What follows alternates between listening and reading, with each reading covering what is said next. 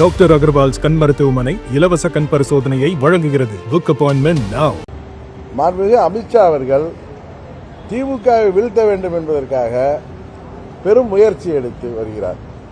குறிப்பாக அம்மாவின் தொண்டர்கள் எல்லோரும் ஒரே குடையின் கீழ் ஓர் அணியில், அது எந்த கட்சியாக இருந்தாலும் இணைந்து ஒற்றுமையுடன் தேர்தலை சந்திக்கின்ற பொழுது திமுக வீழ்த்த முடியும் என்பது அவர் 21 அதை முயற்சி செய்தார். 26 அவருடைய முயற்சி வெற்றி பெற்றிருக்கிறது.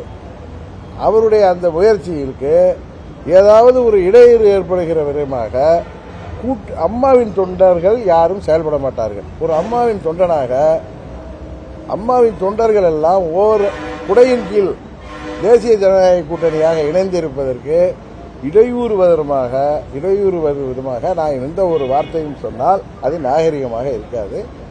அதுதான் என்னுடைய பதில். பாஜக கூட்டணியில் தாவேகா இணையமா என்ற கேள்விக்கு அமித்ஷா வந்து சொல்லியிருக்காரு. தேர்தல் நேரத்தில் தெரியும். உங்களுடைய கருத்து என்ன சார்? தேசிய ஜனநாயக கூட்டணி தமிழ்நாட்டில் திமுக என்கிற தீய சக்தியின் ஆட்சியை முடிவு கொண்டு வருவதற்காக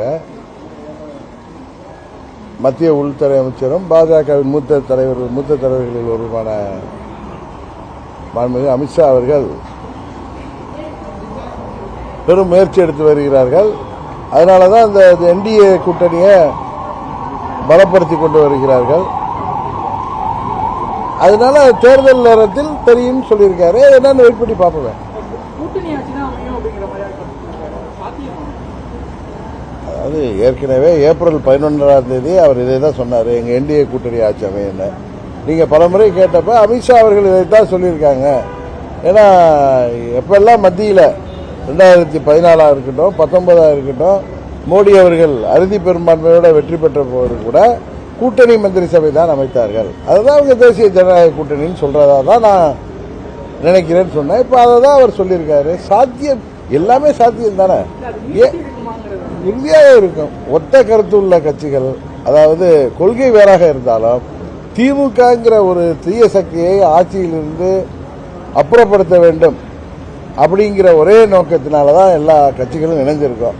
அதனால உறுதியாக அது சாத்தியம்தான் என்று நான் உறுதியாக நம்புகிறேன். ஆமா, இன்னொரு கட்சியோட உள்கட்சி பிரச்சனை நான் தலையிட மாட்டேன்னு சொல்றது சரியான ஒரு பதில் தானே அது.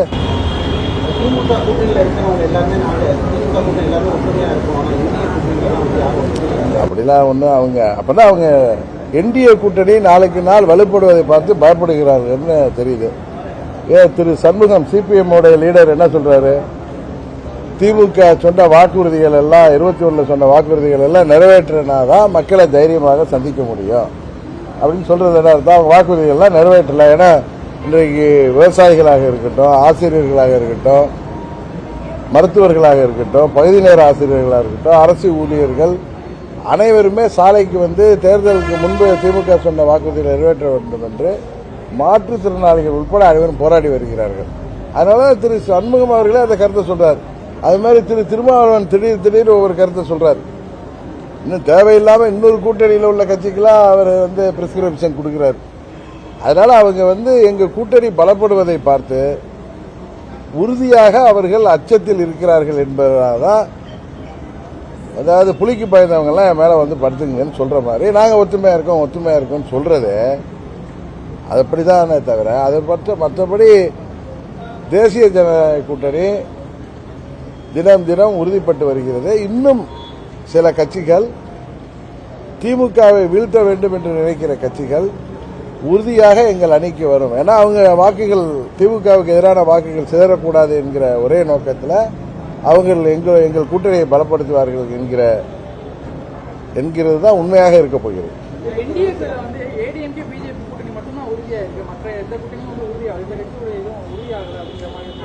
யார் சொன்னாங்க? திருமாவளவன் சண்முகம் சொல்றதெல்லாம் இருக்கட்டும். நீங்க திரு நயினார் நாகேந்திரனை, அவர் தான் பாஜகவின் என்டிஏ கூட்டணியில் உள்ள பாஜகவின் தமிழ்நாடு தலைவர், அவர்கிட்ட இந்த கேள்வியை கேட்டீங்கன்னா அவர் எந்தெந்த கட்சிகள் இருக்குங்கிறத உங்களுக்கு பலமுறை சொல்லியிருக்காரு. திரும்பவும் சொல்வார். திருமாவளவன் சொல்றது நான் சொல்றேன், திமுக உள்ள கட்சிகள்லாம் யாருமே திருப்தியா இல்ல. திருமாவளவன் அவர் பேசுறதெல்லாம் உங்களுக்கு தெரியுது, அவர் எதை மாதிரி ஒரு எண்ணத்துல பேசுறாரு. திரு சண்முகம் என்ன சொல்கிறார் அவர் திமுக ஆட்சிக்கு எதிராக பல கருத்துக்களை சொல்கிறார். அதனால் அவங்களுக்குள்ள ஒற்றுமை இல்லைன்னு நானும் போகிற போக்கில் பேசிட்டு போகலாம். அது மாதிரி அவங்க ஏதோ பயத்தில் பேசுறதுக்கெல்லாம் நீங்கள் கேட்டுட்டு ஒரு கேள்வியாக கேட்டு அதை என்னிட்ட போய் கேட்குறது உண்மையாகவே அது சரியான கொஸ்டினாக நான் நினைக்கல.